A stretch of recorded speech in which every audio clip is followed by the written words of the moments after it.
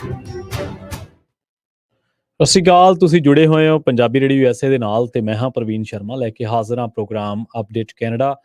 Update Canada programme ਦੇ ਵਿੱਚ Canada ਦੇ ਵਿੱਚ ਵਾਪਰੀਆਂ ਅਹਿਮ ਅਤੇ ਵੱਡੀਆਂ ਖਬਰਾਂ ਘਟਨਾਵਾਂ ਬਾਰੇ ਕਰਾਂਗੇ ਖਾਸ ਚਰਚਾ। ਪਰ ਉਸ ਤੋਂ ਪਹਿਲਾਂ ਧੰਨਵਾਦ ਕਰਦੇ ਚੱਲੀਏ ਸਪਾਂਸਰਸ ਦਾ ਜਿਹੜੇ ਜ਼ਰੀਆ ਬਣਦੇ ਨੇ ਇਹਨਾਂ ਪ੍ਰੋਗਰਾਮਾਂ ਨੂੰ ਤੁਹਾਡੇ ਤੱਕ ਪਹੁੰਚਾਉਣ ਦੇ ਲਈ। ਖਾਲਸਾ ਇੰਸ਼ੋਰੈਂਸ ਏਜੰਸੀ ਵਾਲੇ ਜਿਨ੍ਹਾਂ ਤੋਂ ਤੁਸੀਂ ਹਰ ਤਰੀਕੇ ਦੀ ਇੰਸ਼ੋਰੈਂਸ ਲੈ ਸਕਦੇ ਹੋ। ਇੰਸ਼ੋਰੈਂਸ ਬਾਰੇ ਪਤਾ ਕਰਨ ਦੇ ਲਈ ਨੰਬਰ ਅੱਜ ਹੀ ਡਾਇਲ ਕਰੋ 460 272 2500। ਟਰਕੀਅਨ ਇਮੀਗ੍ਰੇਸ਼ਨ ਲਾ ਫਰਮ ਵਾਲੇ ਜੇ ਟਰਕੀਅਨ ਅਟਾਰਨੀ ਟਰਕੀਅਨਾਂ ਦੇ ਨਾਲ ਤੁਸੀਂ US ਇਮੀਗ੍ਰੇਸ਼ਨ ਬਾਰੇ ਕੋਈ ਵੀ ਸਵਾਲ ਕਰਨਾ ਚਾਹੁੰਦੇ ਹੋ, ਕੋਈ ਸਲਾਹ ਲੈਣੀ ਚਾਹੁੰਦੇ ਹੋ ਤਾਂ ਉਹਨਾਂ ਦਾ ਨੰਬਰ ਹੈ 4159090503 ਤੇ ਬਿਸਲਾ ਫੈਮਿਲੀ ਫ੍ਰੈਜ਼ਨੋ ਤੋਂ। ਇਹਨਾਂ ਸਾਰੇ ਹੀ ਸਪਾਂਸਰਸ ਦਾ ਬਹੁਤ ਬਹੁਤ ਧੰਨਵਾਦ। ਤੇ ਜੇਕਰ ਤੁਸੀਂ ਵੀ ਇਹਨਾਂ ਪ੍ਰੋਗਰਾਮਾਂ ਨੂੰ ਸਪਾਂਸਰ ਕਰਨਾ ਚਾਹੁੰਦੇ ਹੋ ਤਾਂ ਸਟੂਡੀਓ ਦਾ ਨੰਬਰ ਹੈ 408272 5200। ਰੁਖ ਕਰਦੇ ਹਾਂ ਕੈਨੇਡਾ ਦੀਆਂ ਅਹਿਮ ਖਬਰਾਂ ਦੇ ਵੱਲ। ਸ਼ੁਰੂਆਤ ਕਰਾਂਗੇ ਮਹਿੰਗਾਈ ਤੋਂ। ਮਹਿੰਗਾਈ ਨੇ ਪਹਿਲਾਂ ਹੀ ਕੈਨੇਡੀਅਨਾਂ ਦਾ ਝੂਮਰ ਕੱਢਿਆ ਪਿਆ ਤੇ ਇੱਕ ਵਾਰ ਫਿਰ ਤੋਂ ਹੁਣ ਸੰਕੇਤ ਇਹ ਆ ਰਹੇ ਨੇ ਕਿ ਆਉਣ ਵਾਲੇ ਦਿਨਾਂ ਦੇ ਵਿੱਚ, ਖਾਸ ਕਰਕੇ ਜਦੋਂ ਹੌਲੀਡੇ ਸੀਜ਼ਨ ਦਾ ਅੰਤ ਹੋਣਾ ਤਾਂ ਉਦੋਂ ਫਿਰ ਗਰੋਸਰੀ ਦੀਆਂ ਕੀਮਤਾਂ ਵੱਧ ਸਕਦੀਆਂ ਨੇ। ਜੀ ਹਾਂ, ਇਹ ਸਮਝਿਆ ਜਾ ਰਿਹਾ, ਸੰਕੇਤ ਇਹ ਮਿਲ ਰਹੇ ਨੇ ਜਿਹੜੀਆਂ ਗਰੋਸਰੀਜ਼ ਦੇ ਨਾਲ ਜੁੜੀਆਂ ਵੱਡੀਆਂ ਕੰਪਨੀਆਂ ਨੇ ਉਹਨਾਂ ਨੇ ਇਹ ਸੰਕੇਤ ਦਿੱਤੇ ਨੇ ਕਿ ਆਉਣ ਵਾਲੇ ਦਿਨਾਂ ਦੇ ਵਿੱਚ ਕੈਨੇਡਾ ਭਰ ਦੇ ਵਿੱਚ ਗਰੋਸਰੀ ਦੀਆਂ ਕੀਮਤਾਂ ਦੇ ਵਿੱਚ ਇੱਕ ਵਾਰ ਫਿਰ ਤੋਂ ਵਾਧਾ ਹੋ ਸਕਦਾ। ਤੇ ਜੇਕਰ ਇਹ ਵਾਧਾ ਹੁੰਦਾ ਤਾਂ ਪਹਿਲਾਂ ਹੀ ਮਹਿੰਗਾਈ ਦੇ ਨਾਲ ਦੋ ਚਾਰ ਹੋ ਰਹੇ, ਮਹਿੰਗਾਈ ਦੇ ਨਾਲ ਸਿੱਝ ਰਹੇ ਲੋਕਾਂ ਦੇ ਲਈ ਹੋਰ ਔਖਾ ਹੋ ਜਾਣਾ ਹੈ। ਲੋਬਲੋ ਸਪੋਕਸ ਵੂਮਨ ਨੇ ਕੈਥਰੀਨ ਥਾਮਸ, ਉਹਨਾਂ ਨੇ ਕਿਹਾ ਹੈ ਕਿ ਜਿਹੜੀ ਫੂਡ ਇਨਫਲੇਸ਼ਨ ਆ ਉਹ ਲਗਾਤਾਰ ਚੱਲ ਰਹੀ ਹੈ, ਕੰਟੀਨਿਊ ਹੈ ਤੇ ਇਹਦੇ ਕਰਕੇ ਸਾਡੇ ਜਿਹੜੇ ਪ੍ਰਾਈਸਾਂ ਦੇ ਵਿੱਚ ਅਸੀਂ ਮੇਨਟੇਨ ਕੀਤਾ ਹੋਇਆ ਜਿਹੜਾ ਵਾਧਾ ਕਰਨਾ ਸੀ, ਪਰ ਸਾਡਾ ਪ੍ਰੋਫਿਟ ਇਹਦੇ ਨਾਲ ਪ੍ਰਭਾਵਿਤ ਹੋ ਰਿਹਾ।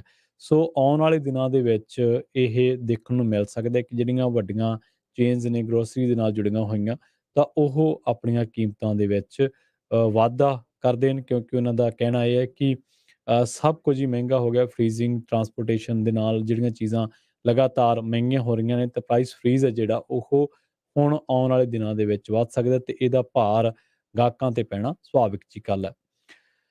ਗੱਲ ਕਰਦੇ ਹਾਂ ਅਮੀਰਾ ਐਲਗਾਵਾਬੀ ਦੇ ਮਾਮਲੇ ਦੀ। ਅਮੀਰਾ ਐਲਗਾਵਾਬੀ ਨੂੰ ਇਸਲਾਮੋਫੋਬੀਆ ਦੇ ਨਾਲ ਨਜਿੱਠਣ ਦੇ ਲਈ ਸਰਕਾਰ ਨੇ ਅਪਾਇੰਟ ਕੀਤਾ ਤੇ ਉਹਦੀ ਅਪਾਇੰਟਮੈਂਟ ਲਾਸਟ ਵੀਰਵਾਰ ਨੂੰ, ਲੰਘੇ ਵੀਰਵਾਰ ਹੋਈ ਸੀਗੀ। ਤਾਂ ਹੁਣ ਉਸ ਤੋਂ ਬਾਅਦ ਲਗਾਤਾਰ ਕਈ ਲੋਕ ਅਮੀਰਾ ਐਲਗਾਵਾਬੀ ਦੀ ਇਸ ਅਪਾਇੰਟਮੈਂਟ ਨੂੰ ਲੈ ਕੇ ਸਰਕਾਰ ਤੇ ਅਮੀਰਾ ਦੀ ਲਗਾਤਾਰ ਆਲੋਚਨਾ ਕਰ ਰਹੇ ਨੇ। ਇਸੇ ਦਰਮਿਆਨ ਕੈਨੇਡਾ ਦੇ ਪ੍ਰਧਾਨ ਮੰਤਰੀ ਜਸਟਿਨ ਟਰੂਡੋ ਨੇ ਅਮੀਰਾ ਐਲਗਾਵਾਬੀ ਦਾ ਬਚਾਅ ਕੀਤਾ ਹੈ। ਜਸਟਿਨ ਟਰੂਡੋ ਨੇ ਕਿਹਾ ਕਿ ਜਿਹੜੇ ਕਿਊਬਿਕ ਦੇ ਲੋਕ ਨੇ ਉਹ ਨਸਲੀ ਨਹੀਂ ਨੇ। ਉਹਨਾਂ ਨੇ ਕਿਹਾ ਕਿ ਕਿਊਬਿਕ ਚ ਵਸਣ ਵਾਲੇ ਲੋਕ ਰੇਸਿਸਟ ਨਹੀਂ ਨੇ ਤੇ ਨਾਲ ਹੀ ਉਹਨਾਂ ਨੇ ਕਿਹਾ ਕਿ ਜਿਹੜੀ ਉਹਨਾਂ ਦੀ ਚੁਆਇਸ ਹੈ ਅਮੀਰਾ ਐਲਗਾਵਾਬੀ ਨੂੰ ਜਿਹੜੀ ਇਸਲਾਮੋਫੋਬੀਆ ਦੇ ਨਾਲ ਨਜਿੱਠਣ ਦੇ ਲਈ, ਤਾਂ ਉਹ ਬਿਲਕੁਲ ਠੀਕ ਹੈ, ਸਹੀ ਹੈ ਤੇ ਉਹ ਇਸ ਇਸਲਾਮੋਫੋਬੀਆ ਦੇ ਨਾਲ ਲੜਾਈ ਲੜਨ ਦੇ ਲਈ, ਨਜਿੱਠਣ ਦੇ ਲਈ ਰਿਪਰੈਜ਼ੈਂਟੇਟਿਵ ਤੌਰ ਤੇ ਵਧੀਆ ਕੰਮ ਕਰਨਗੇ। ਐਲਗਾਵਾਬੀ ਦੀ ਜਿਹੜਾ ਕ੍ਰਿਟਿਸਿਜ਼ਮ ਹੋ ਰਿਹਾ ਜਾਂ ਉਹਦੇ ਉੱਤੇ ਜਿਹੜੇ ਸਵਾਲ ਉਠਾਏ ਜਾ ਰਹੇ ਨੇ ਉਹ ਹੈ ਕਿ ਉਹਨੇ ਇੱਕ 2019 ਦੇ ਵਿੱਚ ਇੱਕ ਆਰਟੀਕਲ ਲਿਖਿਆ ਸੀਗਾ ਜਿਸ ਦੇ ਵਿੱਚ ਉਹਨੇ ਬਿੱਲ 21 ਦੀ ਆਲੋਚਨਾ ਕੀਤੀ ਸੀਗੀ ਤੇ ਉਸੇ ਨੂੰ ਲੈ ਕੇ ਹੁਣ ਇਹਦੀ ਜਿਹੜੀ ਆ ਆਲੋਚਨਾ, ਇਸ ਅਪਾਇੰਟਮੈਂਟ ਦੀ ਆਲੋਚਨਾ ਹੋ ਰਹੀ ਹੈ।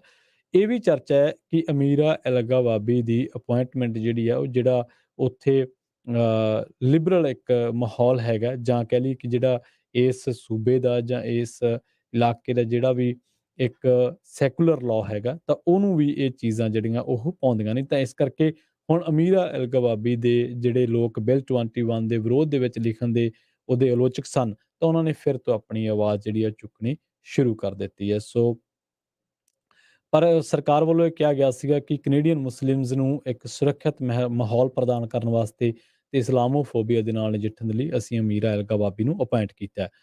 ਅਗਲੀ ਖਬਰ ਦੇ ਵੱਲ ਵਧੀਏ ਤੇ ਗੱਲ ਕਰੀਏ ਨਸ਼ਿਆਂ ਦੀ।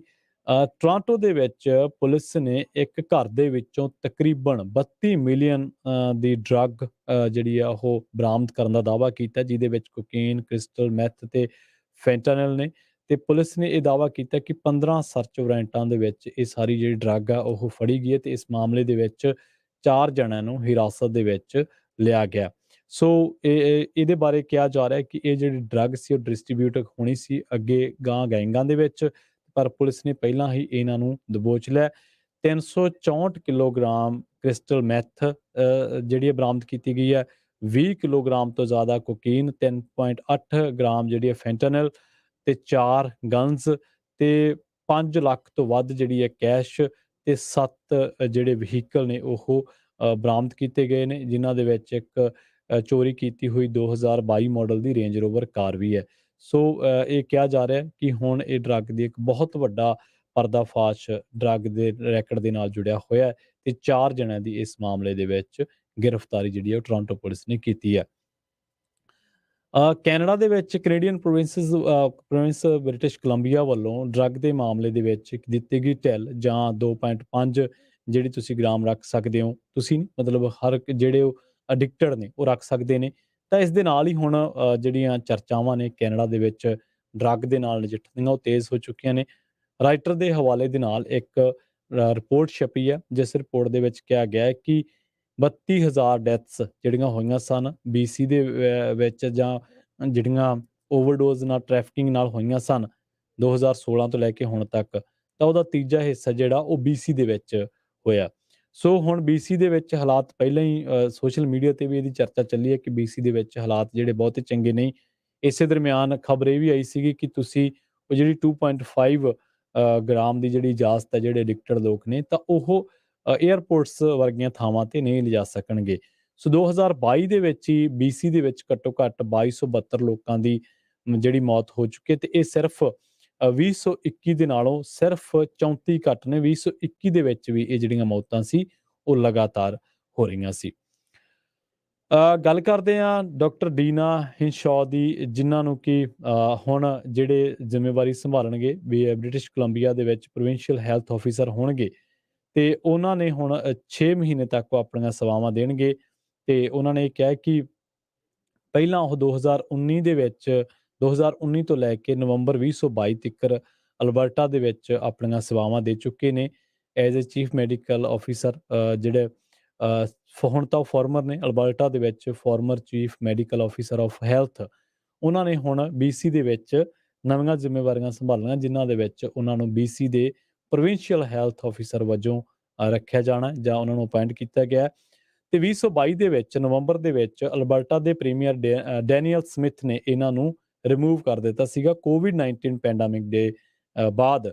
ਜਿਹੜਾ ਉਹਨਾਂ ਨੇ ਇਹ ਗੱਲ ਦੀ ਹਮਾਇਤ ਕੀਤੀ ਸੀ ਜਾਂ ਉਹ ਇਸ ਗੱਲ ਦੇ ਸਮਰਥਨ ਦੇ ਵਿੱਚ ਸਨ, ਜਿਹੜੇ ਡੀਨਾ ਹਿੰਸ਼ੌ ਨੇ, ਕਿ ਖੁੱਲ੍ਹ ਦਿੱਤੀ ਜਾਣੀ ਚਾਹੀਦੀ ਹੈ। ਪਰ ਉਸ ਤੋਂ ਬਾਅਦ BC ਦੇ ਵਿੱਚ ਕੋਵਿਡ ਮਹਾਮਾਰੀ ਦਾ ਜਾਂ ਕੋਵਿਡ ਪੇਸ਼ੈਂਟਸ ਦਾ ਇੱਕ ਬਹੁਤ ਵੱਡਾ ਹੜ੍ਹ ਆ ਗਿਆ ਸੀ, ਬਹੁਤ ਵੱਡੀ ਗਿਣਤੀ ਵਧੀ ਸੀ। ਤੇ ਉਸ ਤੋਂ ਬਾਅਦ ਉਹਨਾਂ ਨੂੰ ਬਹੁਤ ਤਕੜਾ ਕ੍ਰਿਟਿਸਿਜ਼ਮ ਇੱਕ ਜਿਹੜਾ ਉਹ ਫੇਸ ਕਰਨਾ ਪਿਆ ਸੀ। ਗੱਲ ਕਰਦੇ ਹਾਂ MP ਮਿਸ਼ਰ ਰੈਂਪਲ ਗਾਰਨਰ ਦੇ ਬਿਆਨ ਦੀ। ਉਹਨਾਂ ਨੇ ਕੰਜ਼ਰਵੇਟਿਵ MP ਨੇ ਉਹ, ਤੇ ਉਹਨਾਂ ਨੇ ਆਖਿਆ ਕਿ ਕੋਵਿਡ-19 ਕੁਆਰੰਟੀਨ ਹੋਟਲਾਂ ਉੱਤੇ ਫੈਡਰਲ ਸਰਕਾਰ ਨੇ ਜਿਹੜਾ ਖਰਚ ਕੀਤਾ ਹੈ ਉਹ ਇੱਕ ਗੰਭੀਰ ਚਿੰਤਾ ਦਾ ਵਿਸ਼ਾ ਹੈ। ਗਵਰਨਰ ਨੇ ਆਖਿਆ ਕਿ ਸਾਲ 2022 ਦੇ ਵਿੱਚ ਕੈਲਗਰੀ ਦੇ ਹੋਟਲ ਦੇ ਵਿੱਚ ਕੀਤਾ ਗਿਆ ਇਸ ਤਰ੍ਹਾਂ ਦਾ ਖਰਚਾ ਹੈਰਾਨ ਕਰ ਦੇਣ ਵਾਲਾ ਹੈ।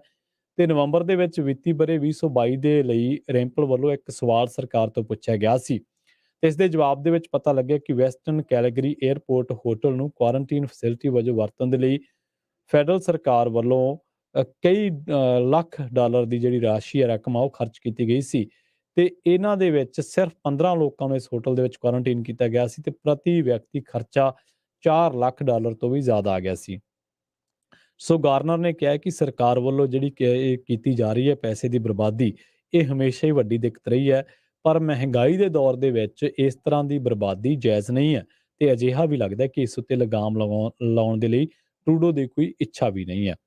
ਸੋ ਹੁਣ ਲਗਾਤਾਰ ਇਸ ਮਸਲੇ ਤੇ ਬੋਲਦਿਆਂ ਰੈਂਪਲ ਨੇ ਦੱਸਿਆ ਕਿ ਵੈਸਟਰਨ ਕੈਲਗਰੀ 에ਅਰਪੋਰਟ ਹੋਟਲ 22 ਜੂਨ 2020 ਤੋਂ ਲੈ ਕੇ 30 ਅਕਤੂਬਰ 2022 ਤੱਕ ਕੁਆਰੰਟੀਨ ਫੈਸਿਲਿਟੀ ਰਿਹਾ ਤੇ ਇਹ ਜਾਣਕਾਰੀ ਹੈਲਥ ਏਜੰਸੀ ਆਫ ਕੈਨੇਡਾ ਵੱਲੋਂ ਦਿੱਤੀ ਗਈ ਹੈ। ਤੇ ਇਸ ਹੋਟਲ ਦੇ ਵਿੱਚ 1490 ਲੋਕਾਂ ਨੂੰ ਕੁਆਰੰਟੀਨ ਕੀਤਾ ਗਿਆ ਤੇ ਇਹਦੇ ਬਦਲੇ 18,000 ਡਾਲਰ ਪ੍ਰਤੀ ਵਿਅਕਤੀ ਦੇ ਹਿਸਾਬ ਦੇ ਨਾਲ ਹੋਟਲ ਨੇ 27 ਮਿਲੀਅਨ ਡਾਲਰ ਦੇ ਨੇੜੇ ਤੇੜੇ ਕਮਾਈ ਕੀਤੀ।